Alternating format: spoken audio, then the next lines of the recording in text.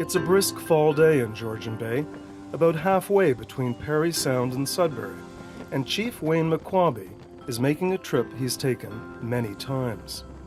He's on his way to visit a key site in a project that he and his fellow band members hope will transform their First Nation and enable them to kickstart their economy. Some of our members are living on $200 a month. Not acceptable. We're not gonna make moccasins and do beadwork and sell them on the side of the road here, you know. It just doesn't cut it anymore. We need to become self-reliant and move forward. The solution lies on the eastern shores of Georgian Bay, in a massive clean energy project that will bring the small, progressive community upwards of $15 million a year for the next 2 decades, and possibly beyond. You'll never see this again in my lifetime anyway, an opportunity to have this for our own people and help lead some of the younger ones into it, you know. I think it not only offers hope, it gives everybody an opportunity that they dreamed about. It's a project that literally ticks off all the boxes. Clean energy, reducing thousands of tons of greenhouse gas emissions, and First Nations economic development. For the people of Henvey Inlet First Nation, striking the right balance between development and protecting their ancestral lands is critical. It is incredibly important because we as Anishinaabe people consider ourselves caretakers of the land. So in order to have a project of this magnitude, we all had to think very carefully and talk it over with our families and ask a lot of questions. The real concern with the community was the environment, obviously. When you think about First Nation, you know, all our ties are to the land. Everything we do, our daily life, is tied to the land. With that in mind, the band set out to find a solution about 10 years ago that would provide independence for their nation while maintaining stewardship of the land. The answer, harnessing the wind. We did a lot of analysis and research. So we looked at a cottage lot development out in Henvey too. And, you know, the impacts would have been, you know, far more intrusive, because then we would have been accommodating, potentially would have had about 1,000 people out in Henvey, and it wasn't beneficial to the band. We also looked at hydroelectric here on the French River. The impacts were too great.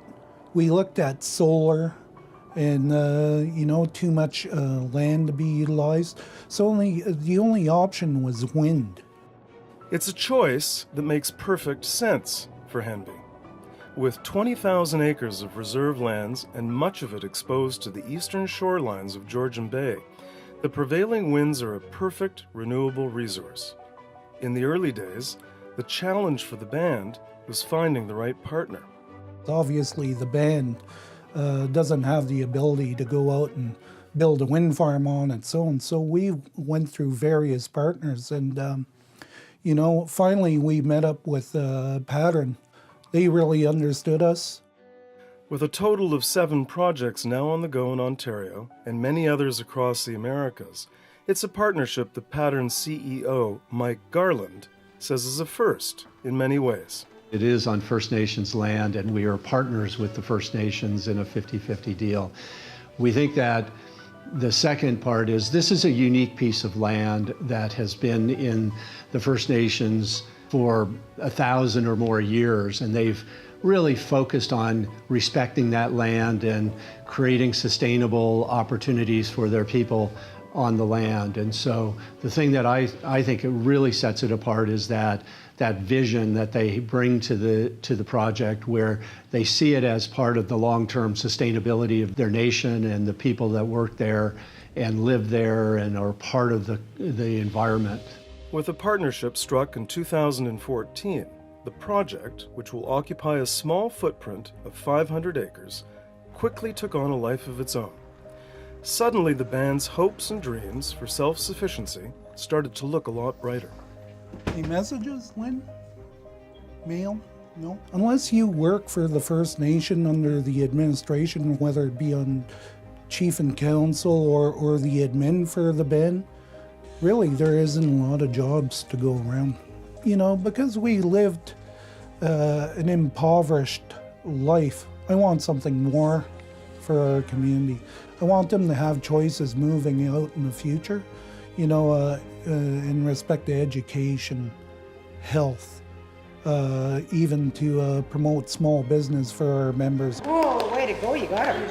You gonna try Brooklyn? For a band that's confronted with the reality of its youth leaving the reserve for the cities to find work, the prospect of creating an economy is nothing short of transformative.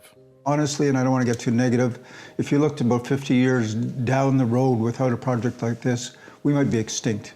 For the people of Henvey Inlet, the wind that's been blowing across their lands for thousands of years now holds out the promise to take them from being dependent to being independent. Ken Noble is the president and CEO of Nigig Power Corporation, the company Henvey Inlet First Nation incorporated when it first started thinking that wind could hold the key. The geography and the terrain does lend itself to this kind of development. You can't really tell until you're in the air. We're building a turbine on a rock. We're running the roads on a rock to get to the turbine site. And the only place we really have an impact on the land are the water crossings. So our mitigation measures and our standards are very high. Everywhere we're building is exposed rock. The significance of this project hasn't escaped anyone.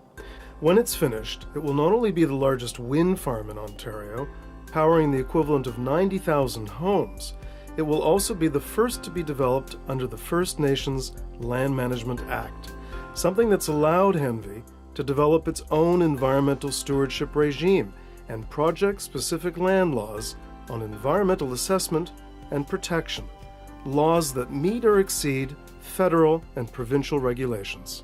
We've spent over $12 million to date, and it was really the First Nations Henvey desire to do this in a very responsible way. They created a whole process for protecting the environment and setting some independent parameters around and methodology and a model of how you do planning for a piece of land that they really care about. So we've done extensive environmental studies for the site.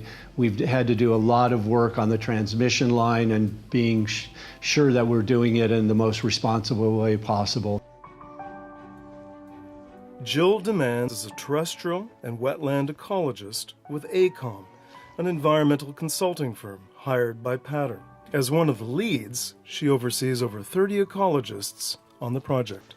It's the first of its kind with this type of system. The amount of people that are involved in this project is just astounding. I have a huge team, and then that team's being oversight and peer reviewed by an appointed environmental commissioner just to make sure we're doing everything properly. I've never seen anything this forward thinking in terms of the environment. Definitely best in kind. With all the field investigations that we've collected, I mean, we've done so many different types of surveys, understanding where all the habitats are, where all the sensitive species are. We've done population calculations. We've done over 30 types of surveys. From that, we've developed a very comprehensive set of mitigation measures. We've kind of added, I think, more intense mitigation than almost anyone in the country, if not North America. We had to do it to that level. Other than satisfying our members, satisfying government, we have to satisfy lenders. We won't get a penny of debt to finance this project if there's any weak areas in our regime. The project now sits with Environment and Climate Change Canada, who has the historic opportunity to approve the project, once satisfied that Henvey has taken sufficient mitigation measures to protect sensitive species where the turbines will be built. The band hopes it will be approved soon. For Chief Wayne McQuabbie and the people of Henvey Inlet, the wind that's been blowing across their ancestral lands for thousands of years now holds out the promise of a journey to independence on their own terms, on their land. You know, the First Nations, we have a perspective like we don't own the land, it owns us. So we have to be respectful of that when we only take what we need.